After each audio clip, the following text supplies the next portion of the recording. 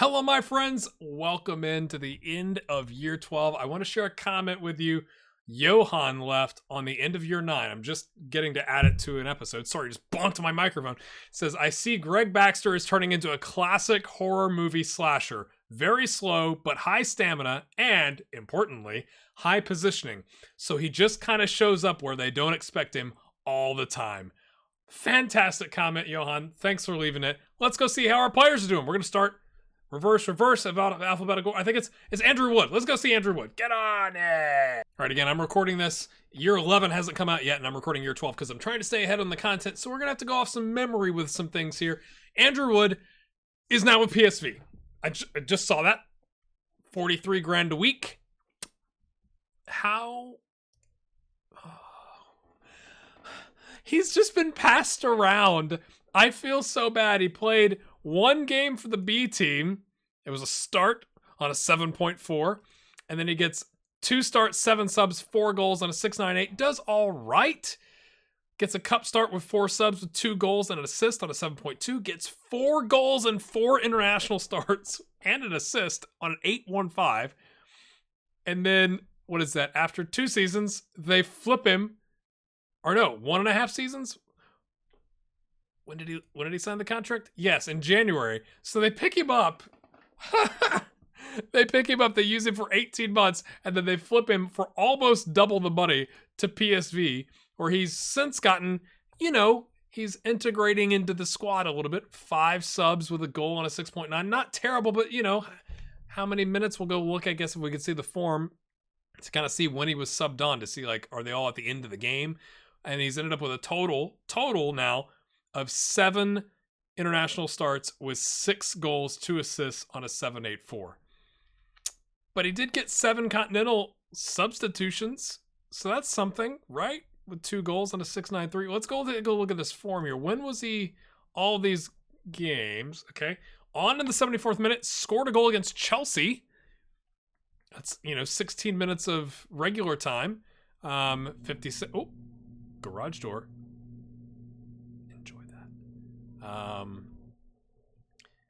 It's a mixed bag, I guess, right? Now, to be fair, the goals he scored against Leipzig and Heracles came with playing more than a half. So, and that's, that's to me a good sign, right?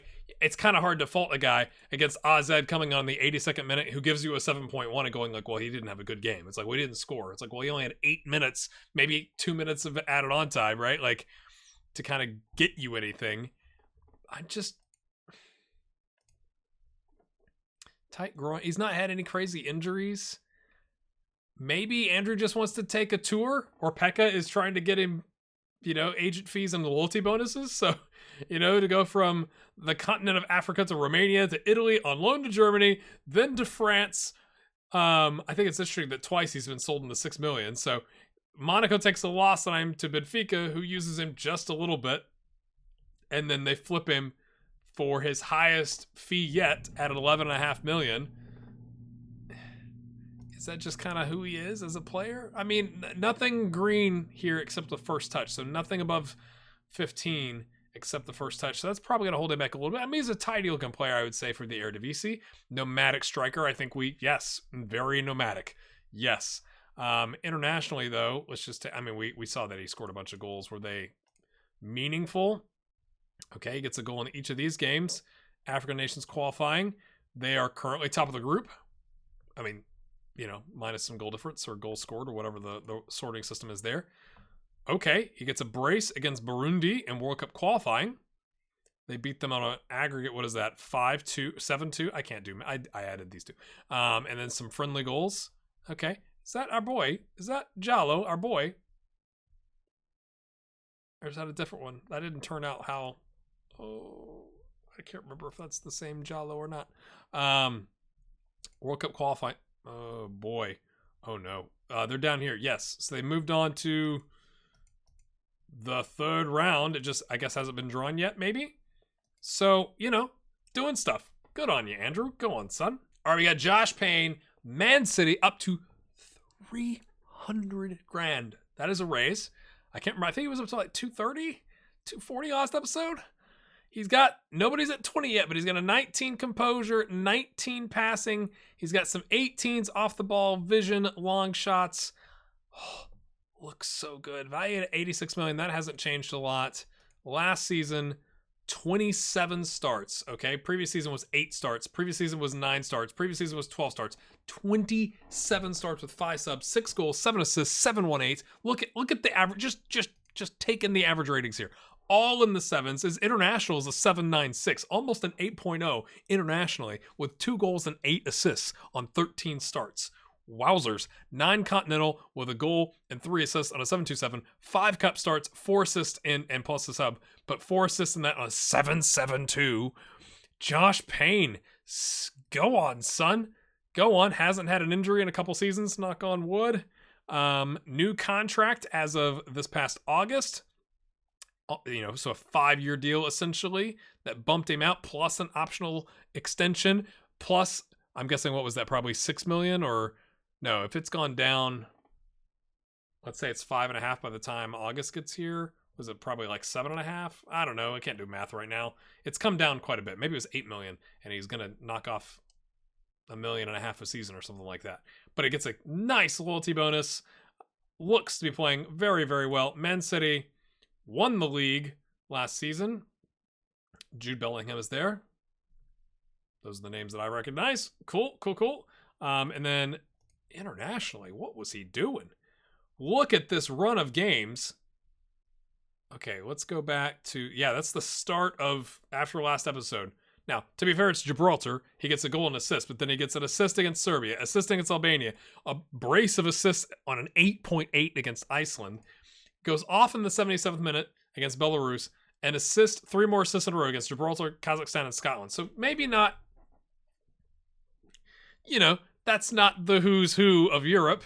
But you do what you can against who you're playing against, right? They're 35th in the world, which is a dip. They were 27th, so something has happened. The Euros didn't go as well, although Josh played an 8.0 in the last group stage game, a 7.2 in the one they drew, and an 8.0 with a goal in the first game that they lost to Romania. These are all friendlies that he did well in, but the other games were the Euro qualifiers, and they finished second on 21 points. Again, you play who you can, but, against Serbia, you get, at least here, a draw at home. You lost away from home, but that was enough. But Josh played really well. Again, it's against the bottom 4 of that group of 6, and then the Euros don't actually go so hot. Romania being 29th in the world, so 6 positions better than Poland. Italy being 3rd, and Denmark being 26th. So maybe it was a tough draw. Maybe it was a tough group draw. I'm not sure. Although, we could look at all the groups, I guess. Although, who knows if these are all the same as they are today. So the Netherlands and England topping their group, Belgium and Ukraine, Spain and Turkey, Denmark and Italy, Portugal and Russia. I'm trying to see if there would have been like a slightly easier group, right? Like the groups where you see, I guess Poland was the team that got the 1 point. I was going to say the groups where you see the team that got 0 points or 1 point, but Poland was that. So maybe not. But he's the 3rd top player for his country, and he's lighting up the Premier League, and he's making a ton of money, and he's good for another 4 years. Does Josh retire at Man City? Is he? Somebody else, maybe it was Johan in that same comment, said he thinks that Josh is the new, is the one. Is he the one? What do you think? Had that already happened? No. I didn't remember that. Brian McGee has gone from Tottenham, where he didn't really play, to playing 1 season for Leeds. They paid $27 million. He got 34 starts, did well. And remember, we were like, yay, he did well. And then last season, he gets 1 substitute appearance, probably in the first game of the season in the Premier League on a 6.5. And PSG comes calling and pays $52 million, where he gives him 22 starts, gets 1 assist. Not a lot of assists coming from the wingbacks in Paris. On a 7.05, +7 Continental on a 6.71. 10 International, though, on a 7.29. If you had told me 3 episodes ago Brian McGee was going to end up starting at PSG, I'd say you're crazy. Like, go back here. 1 season here. Okay, we just saw this season. So 1, 2, 3 seasons. Right? The end of this episode, you're just like, oh, this is just a disaster. And then, after here, you're like, oh, well, at least he got to move to Leeds and he's actually playing. If you told me anywhere in here that he would be going to PSG for $52 million, I'd said you need to get your head checked.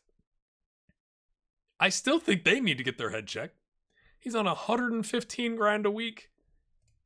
They gave him essentially a 4-year deal with a, what's left on it, $6 million. So maybe that was $8 million and it's $2 million a season.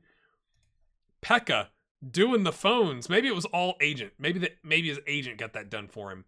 And again, he hasn't had any kind of crazy injury. I cannot believe he's at PSG. I don't know if our boy Joe is still there, but we're not gonna look until later. But wow, whoa! They're playing him also as a ball playing defender. Well, that's interesting. We talked about having some rotation in positions. We're getting some of that. That's interesting. And then for Chile, he played a bunch. Going back to here, we'll go take a look at that. Started every game. Did all right towards the end. It was okay. I can't believe he's a PSG as a regular starter.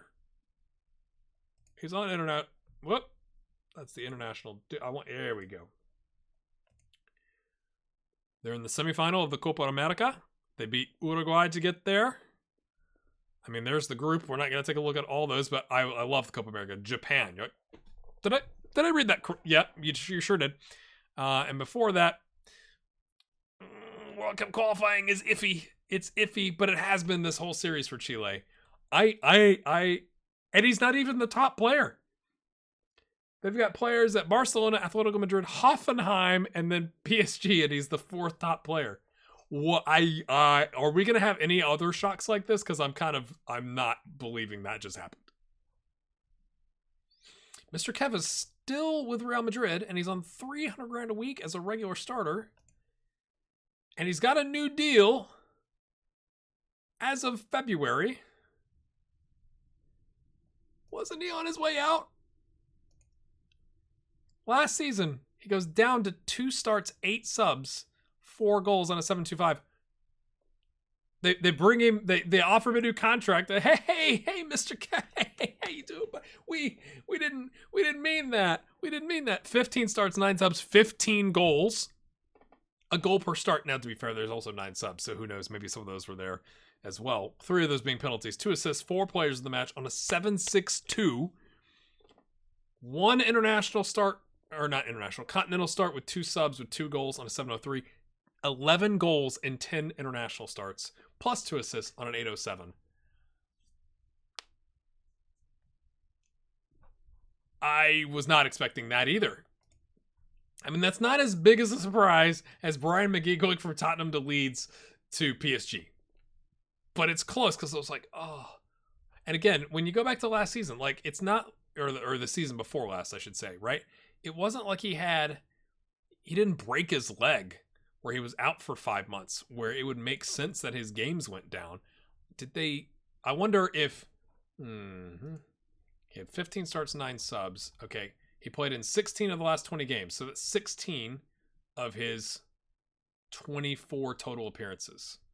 So he had 8 appearances that came before, this is February 14th, before Valentine's Day. So did they sell somebody in the January window where all of a sudden it's like, yeah, Mr. Kev, how you doing, brother? Come on down. I mean, let's just take a look if we can get a little bit further back. No, it only goes back this far.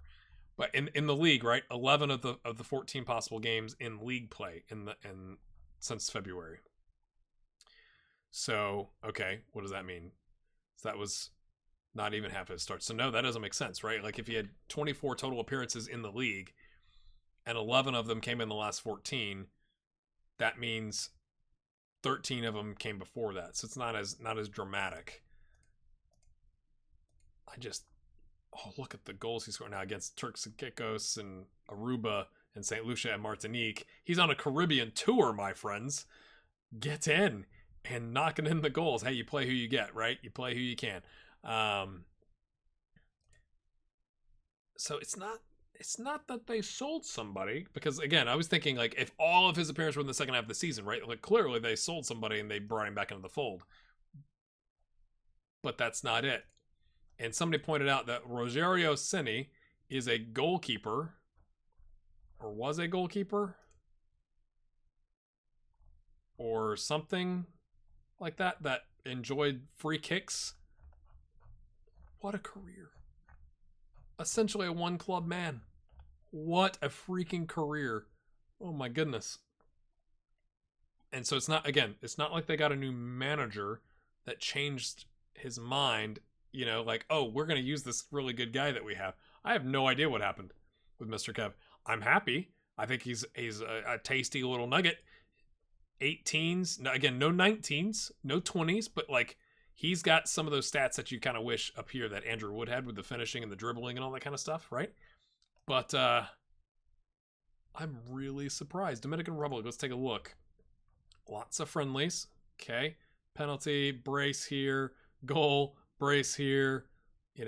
Again, all friendlies. Now, Nations League, though, is he even playing? Yes, he gets a brace against St. Lucia. A brace against Martinique and a draw. Gets a goal and a win over St. Lucia. Again, just barely they get past Martinique, but that's good. That means the Dominican Republic is developing, right? If that's the whole point of that type of competition, and he's participating in it, so that's good. And they drew their last Gold Cup game. Kind of okay. But go on, Mr. Kev. That's awesome. All right, Liam Flanagan is still with Southampton, still on 115 grand a week. That's not good when you see relegation from the English under 23. That's not good for Liam Flanagan. It's not. It can't be good. 17 starts. 703. Now only 5 non-competitive starts, so it's not like he spent all season down there. Maybe it's just that he made an appearance, and so it's tagging that on his profile. 2 cup starts and a sub on a 703. Played well in the games that he was given.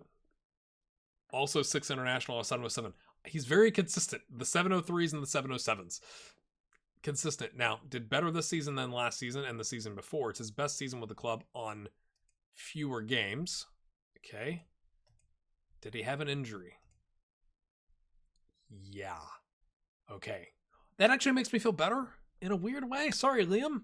But the fact that he was out for 3 months, the last 3 months of the season, okay, would explain why his games went down, right? Like maybe not fully. Maybe he would have had, I don't know, how many games are between March 6th and the end of the season? Maybe 8? That'd be all right. 20, if he played in most of them, he had 6 more games, so his total gets to 23. So it's not that they didn't want to use him necessarily. It's that he broke his foot against Man U. March 1st. Hold on a second. 5 days later, he breaks his foot. They give him a new contract, and I guess it was an extension because it's the same wage, but out to 2036. Bump him out for 4 years, and 5 days later, he breaks his foot, and they're like, great. But looks like he's back. 3 months, March to June, so it's now July. So he's back on his feet.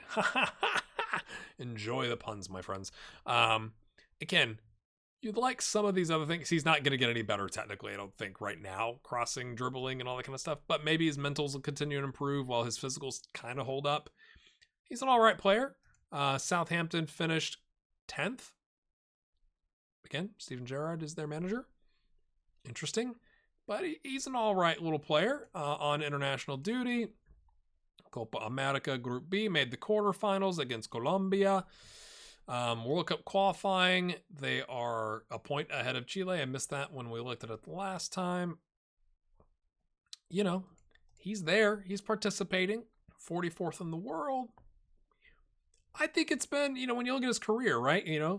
From Paraguay on a free to Croatia, doesn't stay there long, goes to Italy, gets sold for a profit after a nice little run in Serie A to, another one of the best leagues in the world. I'm not going to say it's the best league, right? Arguments about Serie A versus the Premier League or whatever, the Bundesliga's in there, but at very high levels. It's not like he's been sold to the Championship or to MLS, something like that. But overall, pretty good. We'll have to see if he bounces back, though. That'll be interesting for next episode. With that broken foot, he's a squad player now. So what does that mean? Is that just a, hey, you broke your foot? Or is it like, hey, you broke your foot and you're a squad player and you're going to be, you're going to have another 15 appearances next season? That might not be so good. Maybe then, if they picked him up for 22, if he's worth 44, they flip him for a profit. If so, where does he go? Peter Doyle is still with Atletico Pamplona, or as multiple people educated me in the comments, it's really Osasuna, which I think, my friends, I just need to do a save in Spain because I didn't know that, and now I'm even more confused. I haven't had a chance to look it up. So I'm going to leave it in the comments so I don't have to go look it up. Why are they called Atletico Pamplona here instead of Osasuna? Is it a licensing thing? That's surprising to me if it is. But I guess crazier things can happen. Dynamics fairly poor. What happened? They didn't get relegated.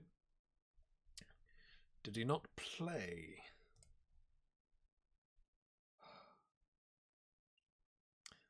A start, 3 subs on a 6.7. After 8 starts, 13 subs, 6 goals on a 6.88. I can understand why his dynamics have gone down. Again, we are in the place where Peter's getting more international starts with 7 than he has league appearances total at 4. And he picked up a goal and 2 assists internationally.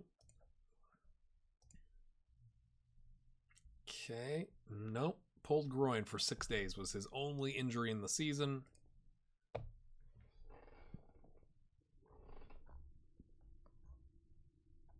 Wasn't even on the bench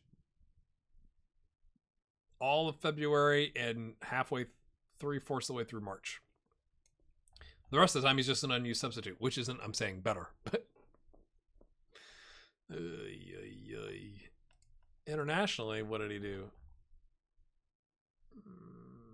From here, 1, 2, 3, 4, 5, not selected, 6, 7.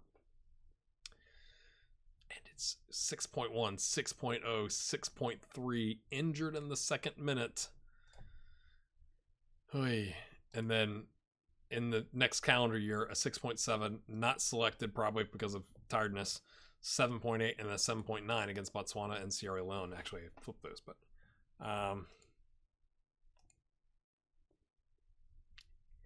he's got a year left on his contract. It doesn't look like anybody's interested in him.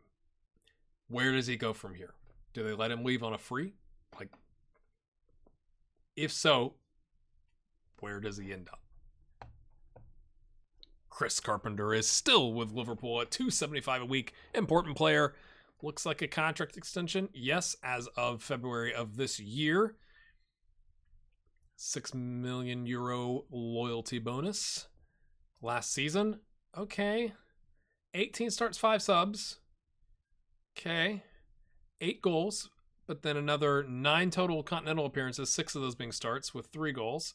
Plus a total of 6 assists in league and continental. I mean, look, still a 7.43 in the league, a 7.64 continentally, and even add in the cup 7.62. Talk about playing at a high level when he gets to see the field or the pitch. Oh, I said field. Oh, please don't unlike and hit the dislike. Don't do that. Just hit the like. It's a pity like. Oh, you poor dumb American. Anyway, 8 international starts with 3 goals on a 7.61. That is amazing consistency when you look at it. I even go back to his, days in Belgium, at 2 different teams. He's not had a season below, what is that, a 7.07 in his entire career. That is unbelievable. He bounced back on the goals a little bit, but then took a hit on the assists. But again, not nearly as many appearances, right? 27 starts versus 18 starts. Bruised ribs, tight calf. He had the hernia or the previous season, but that wouldn't impact his playing time. So that's not exactly good. But again, if you add, 23 total league appearances plus 9 total continental, that's 32. Yes, 23 and 9 is, no, it's 31. Right? Yes. Math. No, it's 32. And then 5 cup starts, right? So, like, that was brutal. Yeah, I cut that out. Let's go back. He has 23 total appearances in league, 9 total appearances in continental. So if you add those together, that's 32 total appearances at, like, the level that you'd want. Now, you add in also 6 cup. Let's take a look here. What kind of cup starts is he getting? Looks like just FA Cup. And they must have been earlier rounds because the other cups have not shown up here, which is kind of interesting. So maybe he played in some earlier rounds of the FA Cup as well. So he's got meaningful minutes. They're just spreading them out over all of the competition is kind of how I look at that.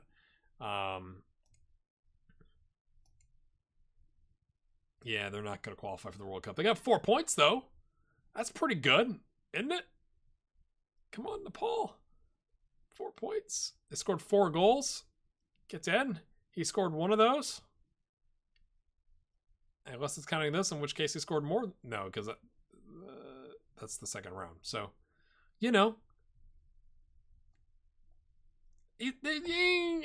let's focus on Chris's league career, where he's doing all right. And again, he doesn't have some of those attributes that some of the other players have, right? He doesn't have any 17s or 18, or he has a 17 here, but he doesn't have any 18s or 19s. And he's had if you tell any Football Manager player or Football Manager, hey, you can pick up a player for $36 million. He's going to give you how many total appearances for the club? 173 appearances. He's going to give you 54 goals, and he's going to be a 7.32 or better. Yeah, I'd take that. So good on Chris. Joe Bridgman and Pekka has brought the wingbacks together. Joe is playing still as a regular starter for PSG. Nothing has changed on his wages or his value. And he's back. He's back in the good graces. 35 starts, 698, 3 cup starts, 685, 10 continental starts on a 701, plus 11 international on a 729. He's back, baby. Now he miraculously gave them the most assists he's ever had in his entire career last season in slightly fewer minutes.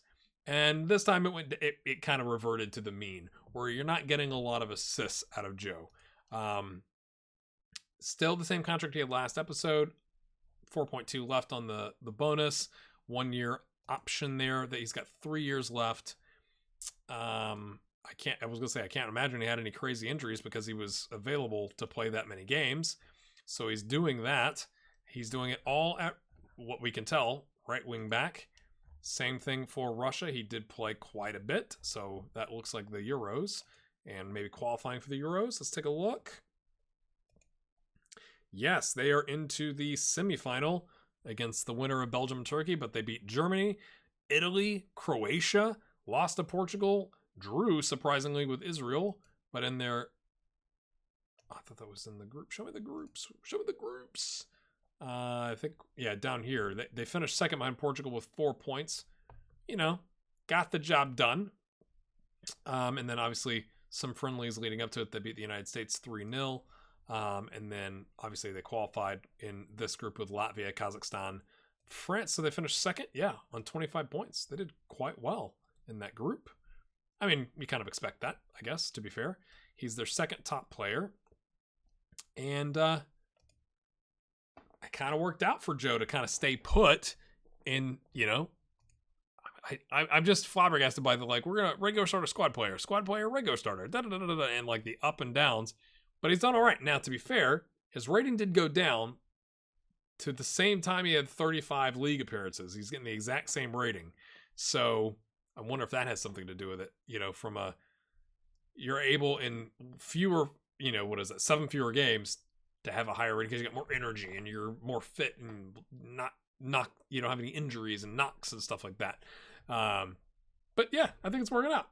Gordon Bell. Did he have this originally? No. He's got a long-term contract for the first time in his life. Gordon is afraid of leaving North America. I was going to say leaving Canada, but to play for Toronto, you have to go to the United States to play the rest of MLS.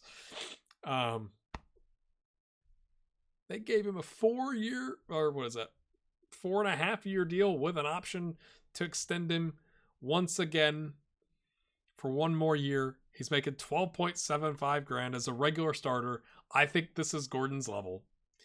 So he's never going to escape Canada, really, is what that looks like to me. He's worth $4.5 million. I can't imagine at this point somebody coming in to buy him at 28 years old. I think he's kind of just found his level.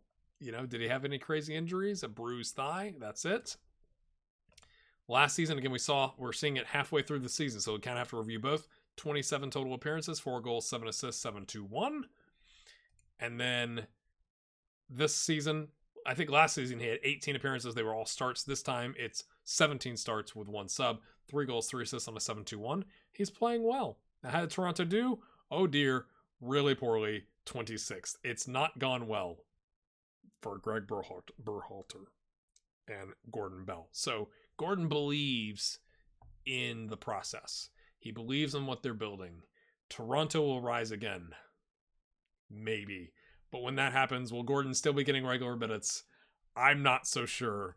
And of course, because it's something weird with Canada or MLS, we can't see his form.